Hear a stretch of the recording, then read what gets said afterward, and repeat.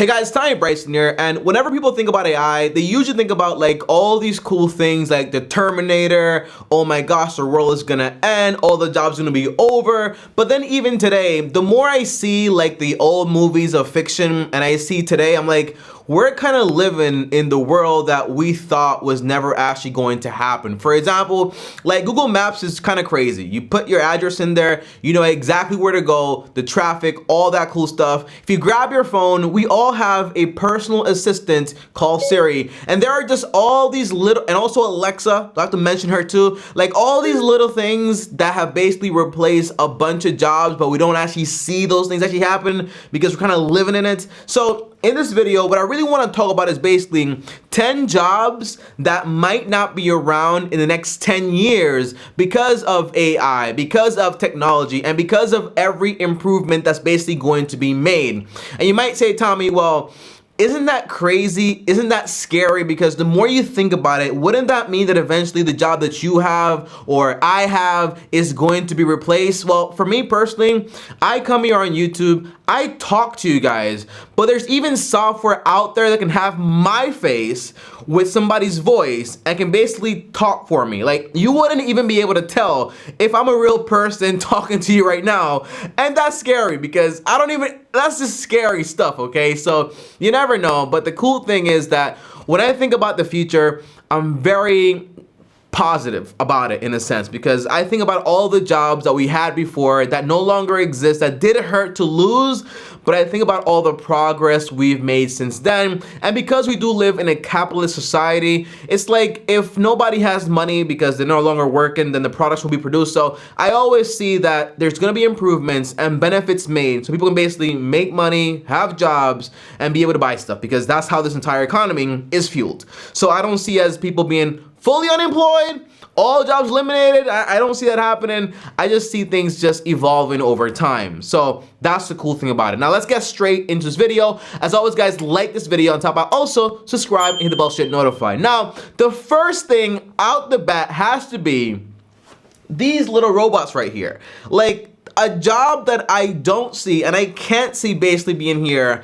like by 2040, 2032, whatever, is going to be, for example, like cleaners. Like, I have someone, and I'm very thankful for this, that basically comes to my house and cleans my home like every 2 weeks or so. Now, that's pretty cool, right? But when you think about it, we all have like these little robots. Like for $100, you can basically buy, this one's more expensive obviously, but for $100, you can basically just buy a little robot. It sweeps your entire house, it mops your entire house. You also probably have a dishwasher in your house, a refrigerator, a washer and dryer that can basically be turned on with Wi-Fi now. Like, there are all these little ways we don't realize, but AI is already in your home. I have a microwave, okay? I did a remodel in my home like recently.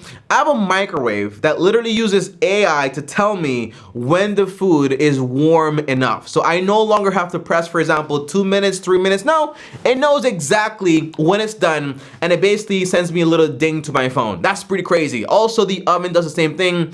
So there's all these little things. Like a housekeeper, I think we're always gonna have like personal housekeepers in our home with these little robots for a fraction of the price. But I do think it will cost a monthly subscription, because these products, they're cheap to buy, but they're expensive to own because you have to replace the parts and everything like that. So when it comes to cleaners, I don't think that job is going to be here for a long time. But then you have, for example, what about the roof stuff, and then like the toilets, and then the bathroom stuff? Well, eventually you might just have like, that's another video for another day, okay? But like the basic stuff, that's gonna happen for sure. It's already happening, okay? Now, number 2, guys, is going to be truckers. And by the way, this is a massive controversial topic everywhere because truckers are trying to fight this stuff. But when you think about it, AI is so powerful in the sense that I have a cousin, I have 2 cousins actually. One basically drives physical trucks and carries cars in the back as load, as inventory, and takes them from one state to the next state. And he basically makes like $8,000 to $10,000 every single month, and that is awesome. But he's on that truck for hours and hours and hours. And I have another cousin, and he basically uses, for example, he basically lines up the freight finds the most efficient routes, and basically connects, for example, the people that actually want to carry the freight to people that are actually going to carry the freight. So like the Amazons to the actual truck drivers, he does all that stuff, and he makes like $70,000 a year, which is good money, okay? Now what this means is that eventually, when you have companies like Tesla trying to disrupt the industry and say, hey, we're gonna create these trucks, they're basically gonna be like, the brakes are never gonna wear down. You have, for example, driverless, which basically means no one needs to drive them anymore, and they can go from one place to the next place and basically accident free. Eventually, we're gonna see that, and eventually a large portion of those truckers are not going to be needed. But today, I did read an interesting statistic like a while back that said basically we need more truckers because we have so much freight, like Amazon and all this company stuff, right? So we basically have all this merchandise that needs to be carried, right? And we don't have enough people to actually carry them. You know, I still can't wrap my head around how I'm able to order a pencil from Amazon today and have it at my house in 2 days with all these millions of packages basically being delivered every single day. But to me, that's pretty cool. Now, number 3 is going to be like taxi drivers, Uber drivers, like the actual people in the cars taking you from point A to point B. When you think about this, again, driverless cars, I could buy a Tesla right now, pay $10,000, and the thing can drive me inside of a city, outside the city. I can fall asleep in it, although it's not allowed. Now, the cool thing about this is also that, let's say that does happen, and you have all these taxis on the street that drive themselves, all these cars that drive themselves. I do see a second industry being created where you have people that have cars with driverless technology that start to rent out their cars to these companies to be able to actually make them passive income when they're actually not using it. And that's actually pretty cool if you ask me. So it kind of creates a whole evaporation of those jobs, but it also creates a second market where people have cars and they basically rent them out. And I do see this going even further beyond, where basically no one really needs to own a car unless it makes sense financially. So you think about it, like, why would I need to own a car if I don't really use a car and I just basically just grab this taxi, or for example, just rent this car and I have a liability? And you might say, Tommy, well, what if it's more expensive? The answer is it could be, but if you have a large amount of them, then in reality, it might be cheaper to actually just get an Uber or just get a car, because again, it wouldn't be based off of human effort anymore. It would just be like something that's like a commodity in a sense. Like, why don't you grow your own rice? Why don't you grow your own beans? Like, cause it's like, why would I waste my time, right? You could just get it from the grocery store. Same thing here. Why would you buy a car if you could just use somebody else's for the service you actually need it? But that requires a bunch of supply, and that's only going to be created if you have a bunch of demand. And then you might have the problem where if nobody needs a car, then nobody buys a car, and then nobody actually owns a car, where all the cars in society are just basically owned by the companies, and they just basically give you the service. And it goes crazy, but it's so cool when you think about like how crazy this thing can be, okay? It's awesome. Now, number 4, guys, is one of my first jobs was actually being not a cashier, but I used to be like a bagger boy. So I used to bag the stuff that people got from the grocery store. But overall, cashiers, like, I saw the coolest thing ever, and it was a video online, and I actually saw the real store in real life. It's a store that Amazon created, and you basically just walk in, if you're an Amazon Prime member, I think it is, and you walk in the store, you grab the items you want to buy like a grocery store, and then you walk out, you don't pay, but it charges you directly to your Amazon Prime account. Like, that is so cool. Basically saying that if you are a member, say of Costco, you go inside of Costco, right? Nobody's there really. You just basically scan your membership, boop, they'll let you in, boop. And then all of a sudden you go inside the store, you buy all the things you want. While you're buying things, obviously a camera is tracking you everywhere you're going. You get at the store and then you get a bill sent to you, or your credit card gets charged automatically, or your membership gets charged automatically, and then boom, that's it. No lines. Like, imagine a world where you don't have any lines. Imagine, for example, now you see that, for example, at McDonald's too, because you go to McDonald's, you have, for example, the little big machine. Little big makes no sense, but you have a big machine there that takes your order, and then you basically just pick it up from the people that are actually making the order. I miss the smiles of the cashiers, but I'm not a big fan of lines, okay? Just gotta be honest. I think that's pretty cool, very cool. And if that does happen, I think that would be pretty awesome. Now, number 5, guys, is going to be pilots. I remember a few years ago, I heard the most interesting fact ever, which is basically it's safer to be on a plane than it is to basically be driving a car. And at the time, it didn't make sense until I got a license and I was like, yo, it's pretty crazy out here, okay? Like, I'm driving a car, I can barely drive. These people, I don't even know if they can drive, so it's pretty dangerous on the streets, okay? But overall, like, you think about it, again, if we go into what's more complicated, a pilot or like driving a plane where there's like very few air traffic up there, or for example, driving cars everywhere where you have so many things that could basically go wrong at any point, and that's basically being taken care of today, like by Tesla and Elon Musk and then all of the driverless technology out there and the AI. But imagine, for example, just planes. Now, honestly, I would not get on a plane that does not have a real person there, a real pilot with a bunch of experience. But overall, I think this could happen, probably will happen, honestly, where you have like a plane being able to basically launch, I don't even know what the word is, but launch in the sky, take it from New York to California. But while that's happening, people get used to it. I do think you would always have like 2 pilots in there just in case something goes wrong. But eventually, people become a lot more comfortable with it. But imagine if something goes wrong or it gets hacked. I mean, that's so it would have to have like a switch to like basically take off the AI stuff and just go full-blown manual on this thing, okay? So I do think it's gonna happen, and that could potentially make, for example, air travel also a lot cheaper because you're not dealing with having to pay pilots a bunch of money. Again, I'm just thinking as a capitalist of all the ways this could work and why they would want to make this work from a company point of view. Now, you would say, Tommy, what about the pilots? Again, I don't think these pilots are going to be basically eroded right away because you have to build up the public's confidence initially. Now, number 6 is basically factory workers. And I think everyone thinks this one is very obvious, but I do think it takes a very large investment to basically do all these things. Imagine, for example, when you think about, for example, like the assembly line when it comes to cars, right? And you have Elon Musk creating all these little bionic arms to basically be able to form a car in a faster time than a human being can.